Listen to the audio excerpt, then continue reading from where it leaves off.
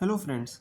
तो आज हम लोग अपने टॉपिक का जो पेपर वन का टॉपिक है वो हम आगे शुरू करने वाले हैं। पिछले वीडियो में मैंने आपको major approaches in education sector आपको हमने बता दिया था, ठीक है।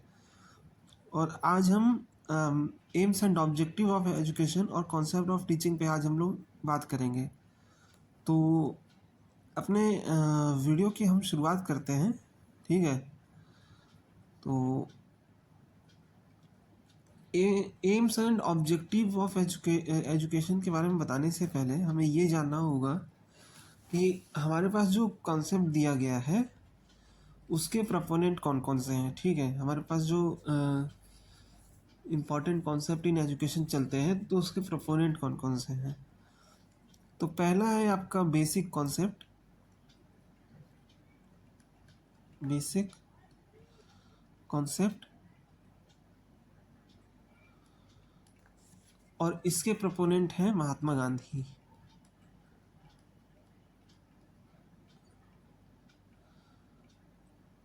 ठीक है। इसे जो है बेसिकली वर्धा एजुकेशन सिस्टम भी कहा जाता है। तो एक ये हो गया। फिर होता है आपका learning. Learning must take place in nature. Learning must take place in nature. ये कहना है, ये मानना है रविंद्रनाथ टैगोर का। रविंद्रनाथ टैगोर का, ओके। इसके अलावा जो इंटीग्रल एजुकेशन है,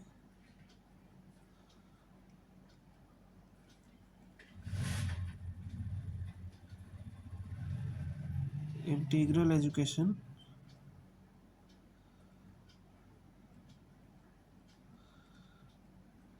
ये आपका श्री अरबिंदो का है। Aurobindo.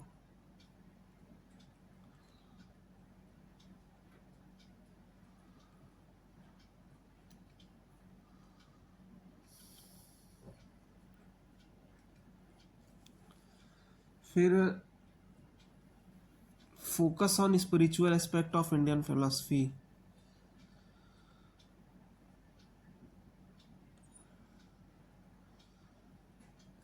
Spiritual philosophy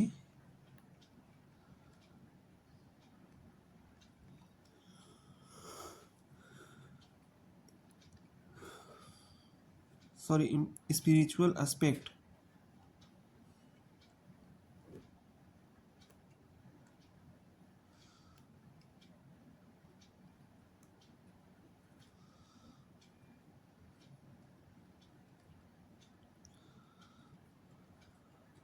of Indian philosophy.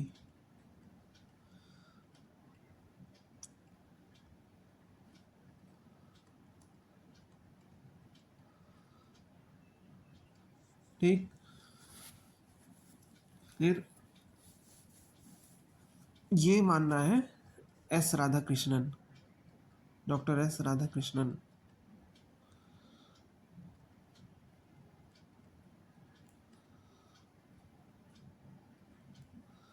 फिर education to transform human mind.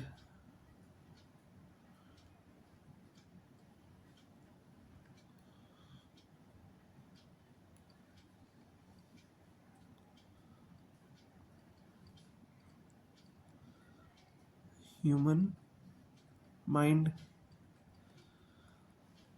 ये आपका जे कृष्णमूर्ति का है।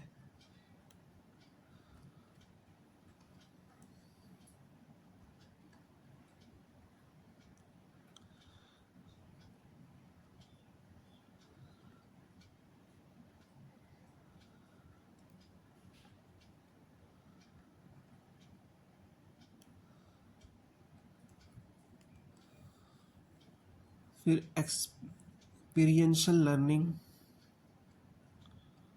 यानी कि एक्सपीरियंस के बेसिस पे लर्निंग हो, एक्सपीरियंशियल लर्निंग। ये आपका जॉन डीवी का है।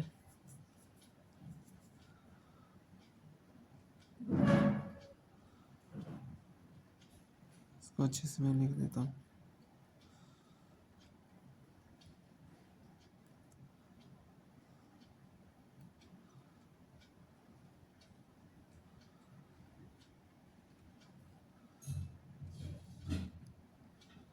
John Dewey.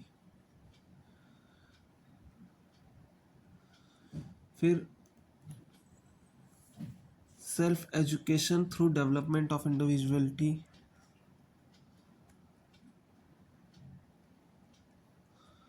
Self education through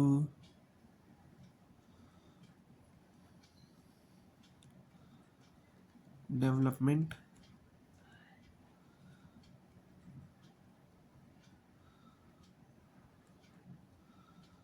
of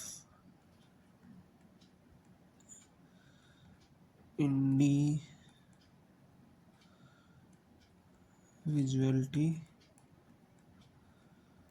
right.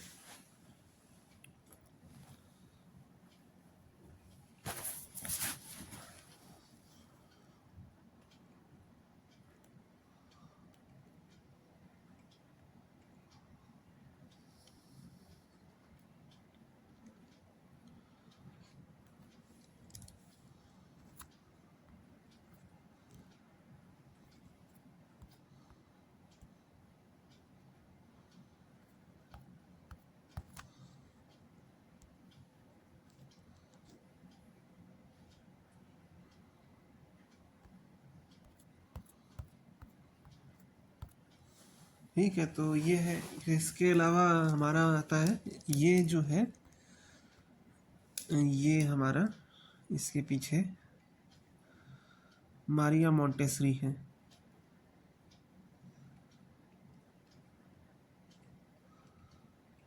Maria Montessori, ठीक। आई होप ऊपर वाला आपने लिख लिया होगा, तो मैं उसको थोड़ा सा इरेज कर देता हूँ।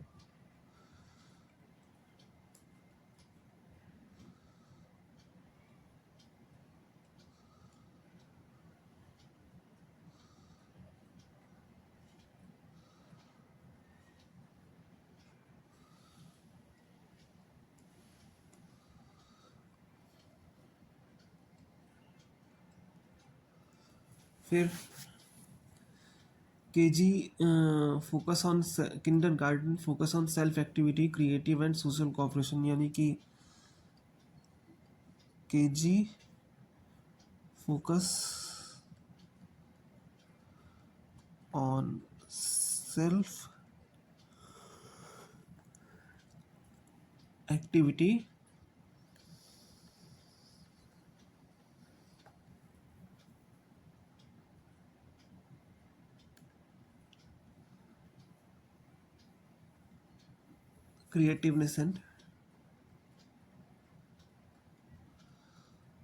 creativeness and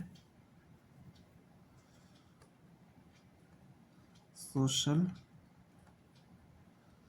cooperation। ये आपका फ्रोबेल का है। और लास्ट में है nature is the best teacher.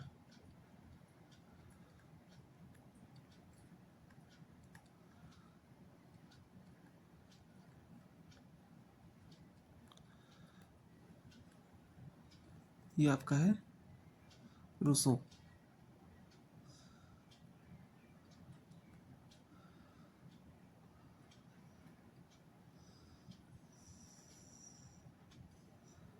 Right, तो ये आपका कुछ है। तो इसके अलावा जो है, तो ये मैंने आपको कुछ बताया कि कॉन्सेप्ट और उनके प्रोपोनेंट्स के बारे में, ठीक है। तो आई होप ये सब तो हो गया होगा। फिर उसके बाद आज का जो हमारा टॉपिक होगा वो हम बात करेंगे major aims and objective of education की, राइट।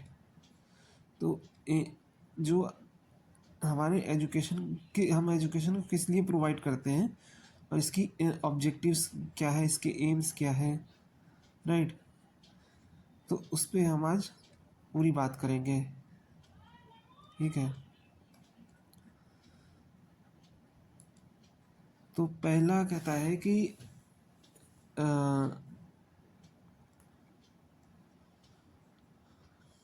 एक मिनट, इसको मैं क्लियर कर दूं फिर उसके बाद बताता हूँ।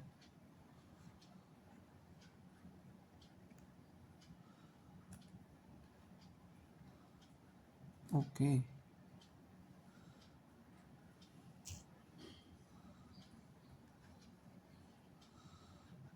सो ये हमारा क्लियर हो गया है। अब मैं बताता हूँ आपको एम्स एंड ऑब्जेक्टिव्स।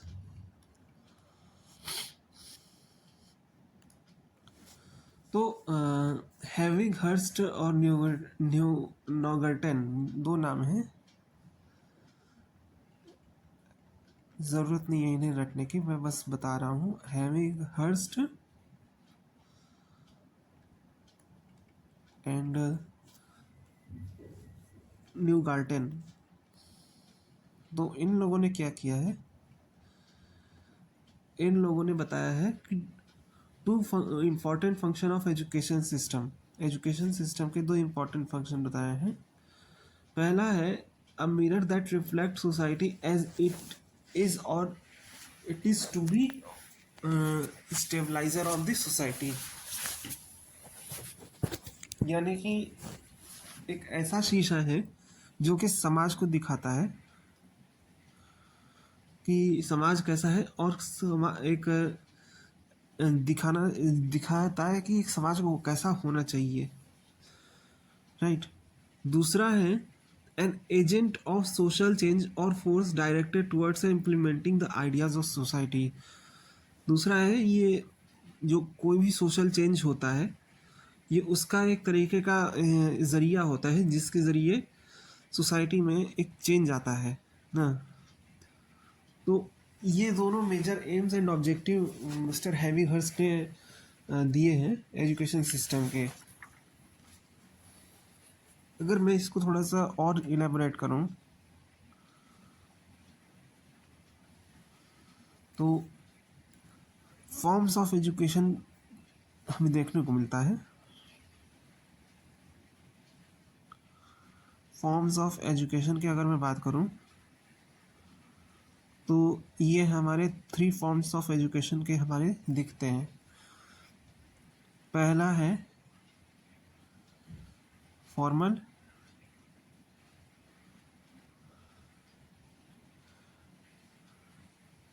दूसरा है इनफॉर्मल,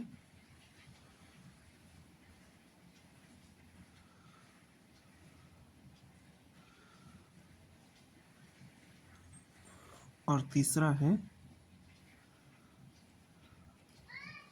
नॉन फॉर्मल।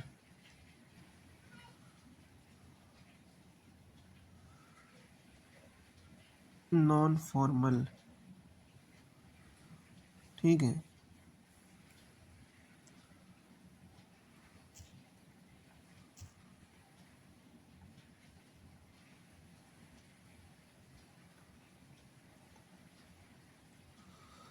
तो ये क्या है, फॉर्मल कहता है कि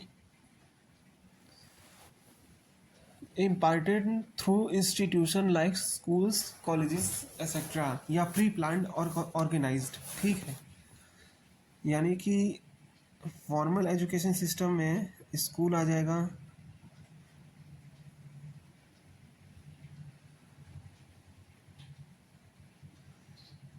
कॉलेज आ जाएगा, या इसी तरह के कुछ चीज़ आ जाएंगी, यूनिवर्सिटी आ जाएगी, ठीक है। तो ये हमारे एक तरीके के फॉर्मल हुए हैं। ठीक। फिर उसके बाद दूसरा आता है इनफॉर्मल। इनफॉर्मल का मतलब जो होता है,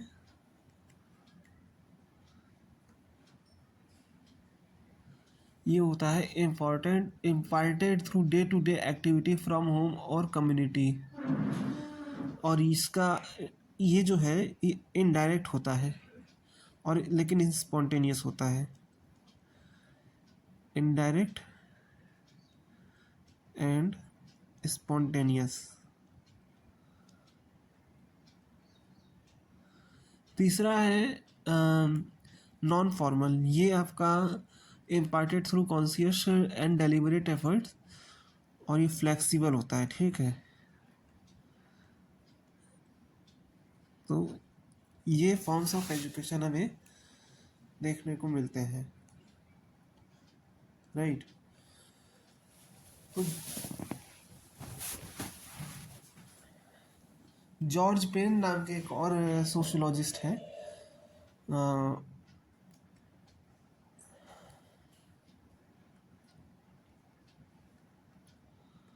जॉर्ज पेन। इन्होंने एजुकेशन के 3 मेन फंक्शन बताए हैं। ठीक है, 3 मेन फंक्शन बताए हैं।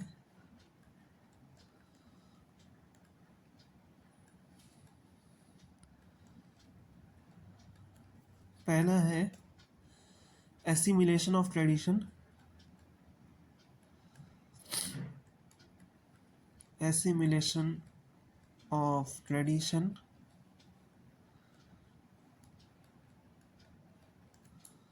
दूसरा है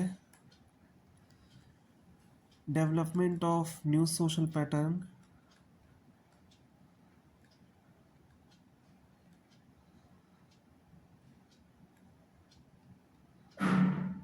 social pattern.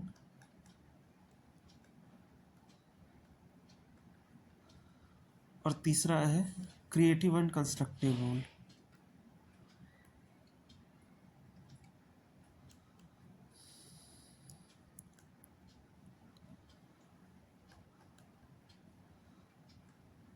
Constructive role.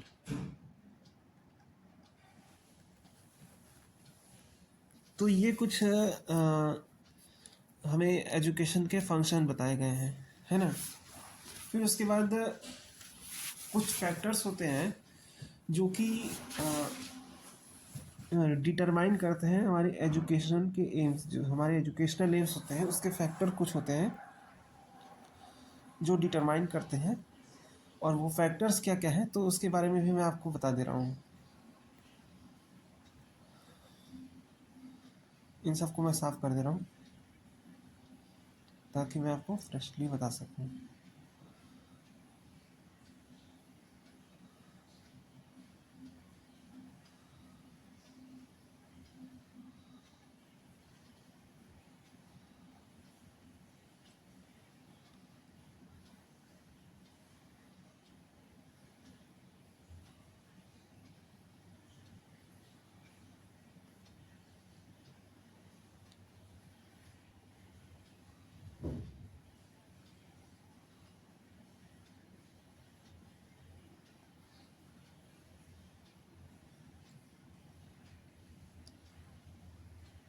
Okay, सो जो हमारे फैक्टर्स डिटरमाइन करते हैं एजुकेशनल इनको, पहला है हमारा फिलॉसफी।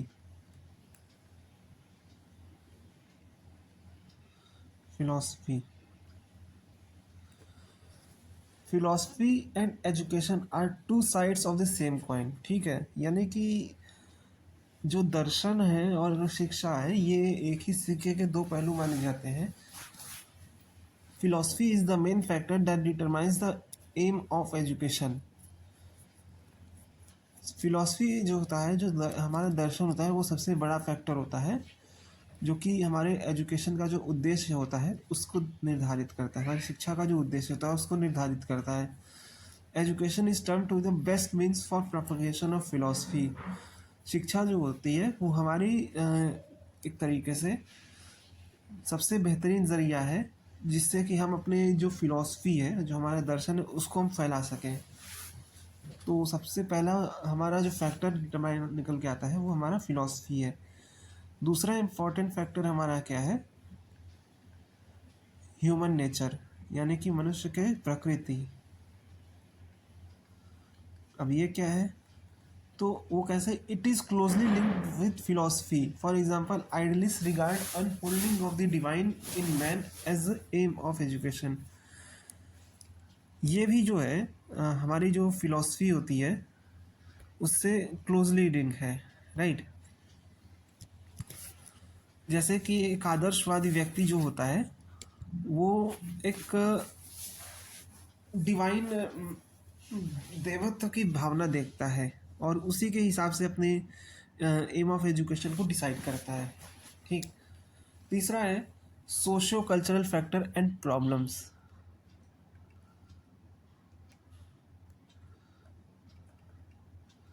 सोशियो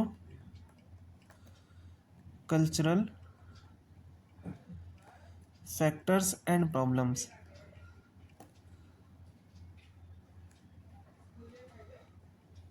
ये कहता है कि जो हमारे education has to preserve and transmit the cultural heritage and tradition from one generation to another.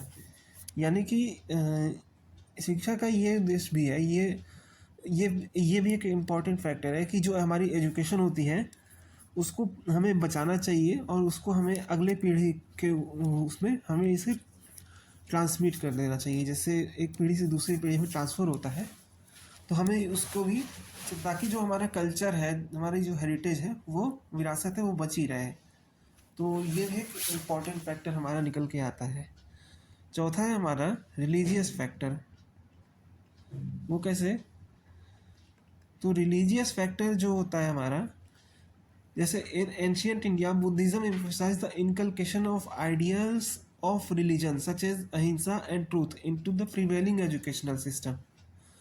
तो होता क्या था कि जो रिलीजियस जो होते थे रिलीजन में, जैसे बुद्धिज़्म जैसे पहले होता था, तो बुद्धिज़्म ये कहता था कि जो हमें जो है समाज में एक शांति स्थापित करनी चाहिए और अहिंसा हमें करना चाहिए, राइट। तो उसी को ध्यान में रखते हुए हमारी जो एंशिएंट एजुकेशन सिस्टम था उसमें अहिंसा को सबसे ज़्यादा एक कहा गया था, अहिंसा परमो धर्मा। अहिंसा परमो धर्मा।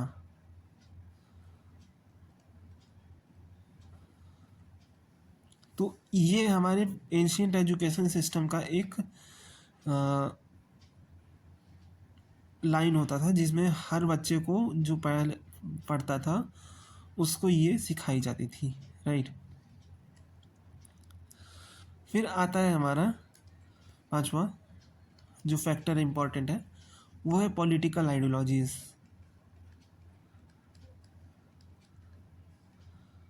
Political ideologies. तो the educational aims of democratic political system can be quite different from that of an autocratic political system। तो जो हमारा डेमोक्रेटिक एजुकेशन सिस्टम होता है वो ऑटोक्रेटिक सिस्टम से इस चीज़ से अलग होता है कि जो हमारा डेमोक्रेसी होता है, जैसे डेमोक्रेसी में हर पॉलिटिकल आइडियाज़ को, हर पॉलिटिकल विचारधारा को हम एक तरीके से सुनते हैं, उन्हें संरक्षण देते हैं। जबकि ऑटोक्रेसी में क्या होता है कि जो वहाँ पे सिर्फ एक विचारधारा हावी रहती है और दूसरी विचारधारा जो रहती है, जो कुछ कहने का प्रयास करती है, उसे दबा दिया जाता है, ठीक। तो ये अंतर होता है। तो इसी तरह से हमें एजुकेशन सिस्टम में भी देखने को मिलता है कि जो डेमोक्रेसी होती है वहाँ पे हमें विविध प्रकार के जो स्कॉलर्स हैं उन्हें हमें पढ़ते हैं और उनके बारे में हम समझते हैं। जबकि ऑटोक्रेसी का जो होता है, यानी कि तानाशाही रवैया जो होता है, तानाशाही शासन शिक्षा व्यवस्था में क्या होता है, वहाँ पे सिर्फ एक ही चीज़ें पढ़ाई जाती है। अब जैसे इसको हम एग्जांपल के तौर पे लें तो इंडिया है, ठीक है। तो इंडिया के एजुकेशन सिस्टम में हमें हर तरीके की विचारधारा पढ़ने को किताबों में मिलती है, जैसे राइट विंग देखने को मिलता है ना, लेफ्ट विंग देखने को मिलता है, सेंटर देखने को मिलता है, या कुछ और कोई भी विचारधारा हो गई तो वो भी देखने को मिलता है। वहीं अगर हम चाइना की बात करें तो चाइना भी एक पॉलिटिकल सिस्टम है। हालांकि वहाँ पे जो एजुकेशन दिया जाता है वहाँ पे सिर्फ लेफ्ट विंग की शिक्षा दी जाती है, क्योंकि वहाँ पे एक ही पार्टी का रूल है और वो है left left party, communist party of China का। तो इसलिए वहाँ पे जो वहाँ की जो पॉलिटिकल सिस्टम है, पॉलिटिकल आइडियोलॉजी है, उसमें भी वो भी एक बड़ा रोल प्ले करता है हमारे एजुकेशन सिस्टम पे। ठीक है। फिर अगला फिर छठा पॉइंट हमें जो निकल के आता है वो है आपका exploration of knowledge. Exploration of knowledge.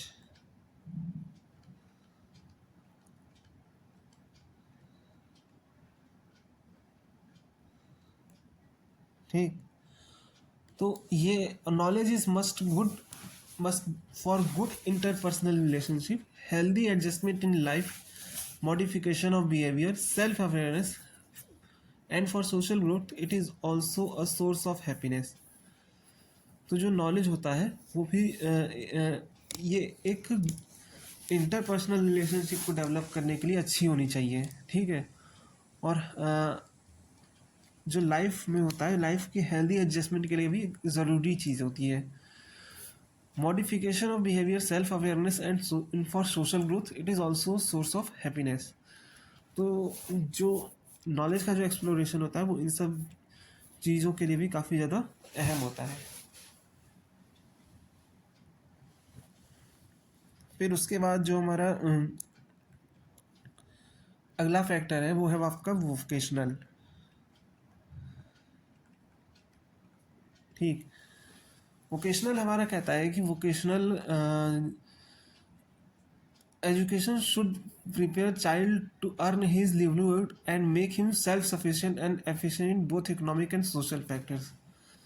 तो ये भी एक फैक्टर है कि जो शिक्षा है वो बच्चे को एक ऐसी शिक्षा मिले जो कि उसको अपने जो जीवन यापन है उसके लिए जीवन यापन को अर्न करने के लिए उसके मदद करें, और फिर उसके बाद उसे अपने पैरों पे खड़ा होने के लिए भी उसे सहायता करें। तो ऐसी शिक्षा होनी चाहिए। ठीक है।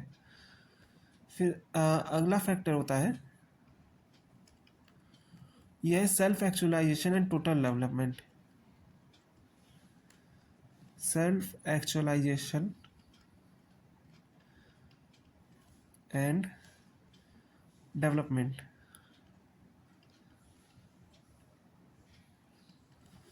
ये कहता है कि education should help a person to become what he has to become according to his और हर इंडिविजुअल पोटेंशियल। तो ये कहता है कि जो हमारी शिक्षा होती है, ये फैक्टर ये कहता है कि जो हमारी शिक्षा होती है वो इंसान को वो बनने में मदद करनी चाहिए जो वो बनना चाहता है। तो ऐसी शिक्षा होनी चाहिए। और इससे क्या होता है कि जो the education AIIMS of total development of an individual and it includes physical, mental and emotional, social and spiritual development. तो ये एक तरीके से संतुष्टि प्रदान करती है जो कि इंसान को पूर्णता देती है, जिससे कि इंसान इस प्रकार की शिक्षा हासिल करके वो एक संपूर्णता को प्राप्त करे। फिर अगला फैक्टर होता है हार्मोनियस डेवलपमेंट। Harmonious development.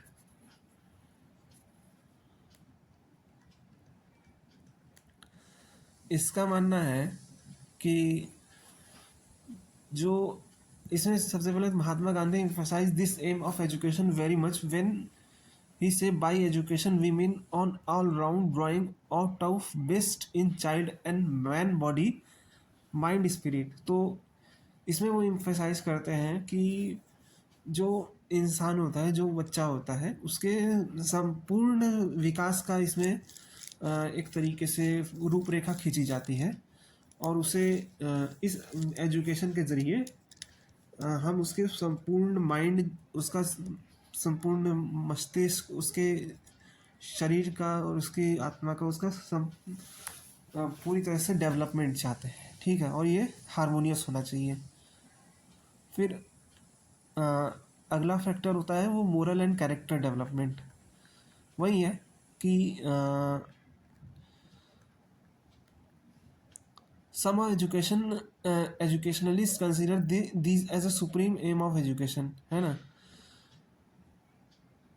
कुछ एजुकेशनिस्ट का मानना है कि जो हमारी शिक्षा होती है उसका सबसे अहम जो फैक्टर होता है वो यही होता है कि जो व्यक्ति का जो नैतिकता है और उसके जो मोरालिटी है वो सबसे प्राथमिकता देनी चाहिए। हर्बर्ट स्पेंसर कहते हैं कि education must enable the child to cultivate moral values and virtues such as truthfulness, goodness, purity, courage, reverence and honesty, ठीक है। तो हर्बर्ट स्पेंसर का मानना है कि जो एजुकेशन है वो बच्चे के अंदर सत्यता, पूर्णता, शुद्धता, साहस और ईमानदारी, ये सारी चीज़ें उसे प्रदान करनी चाहिए। ये एक एजुकेशन का उद्देश्य होना चाहिए। फिर सिटीजनशिप।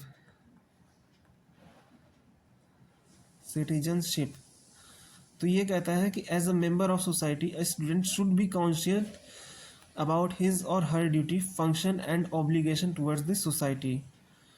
तो समाज का हिस्सा होने के नाते जो छात्र होता है उसके भी कुछ कर्तव्य हैं और उसके भी कुछ समाज के प्रति उत्तरदायित्व है जिसे उसे निभाना चाहिए। तो ये भी एक फैक्टर होता है। और आखिरी फैक्टर हमें निकल के आता है एजुकेशन फॉर लेजर, यानी कि leisure is a time which is utilize for enjoyment and recreation. Education for leisure यानी मस्ती के लिए पढ़ाई। तो it is needed to make us rest and regain energy. Leisure, if wisely used, gives birth to physical and mental balance. Artistic model and aesthetic development can be inspired through the beneficial use of leisure and time. तो ये कुछ हमारे educational factor को decide करने के लिए हमें M है, जो कि एक्चुअली में एम है। एजुकेशनल एम को डिसाइड करने के लिए कुछ फैक्टर्स हैं जो कि बहुत इम्पॉर्टेंट होते हैं, ठीक है। हाँ, तो ये मैंने 12 एम के बारे में मैंने आपको बता दिया है।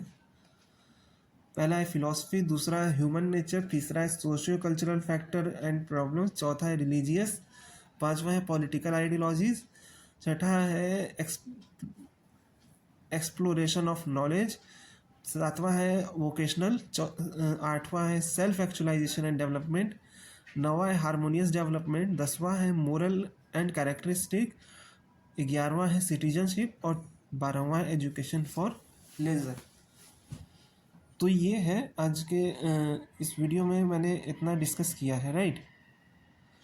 अगले वीडियो में मैं आपसे कॉन्सेप्ट ऑफ टीचिंग के बारे में, जो कि हमारा अगला टॉपिक रहेगा, हमारा अगला जो टॉपिक रहेगा वो कॉन्सेप्ट ऑफ टीचिंग और बेसिक टीचिंग मॉडल के बारे में हम अगले टॉपिक में इन दोनों पे हम डिस्कस करेंगे, ठीक है। कॉन्सेप्ट ऑफ टीचिंग और बेसिक टीचिंग मॉडल, इन दोनों से हम अपने नेक्स्ट वीडियो की शुरुआत करेंगे। तो अपना बस ध्यान रखिए और हम आपसे अगले वीडियो के लिए मिलते हैं। तब तक के लिए गुड बाय, बाय बाय।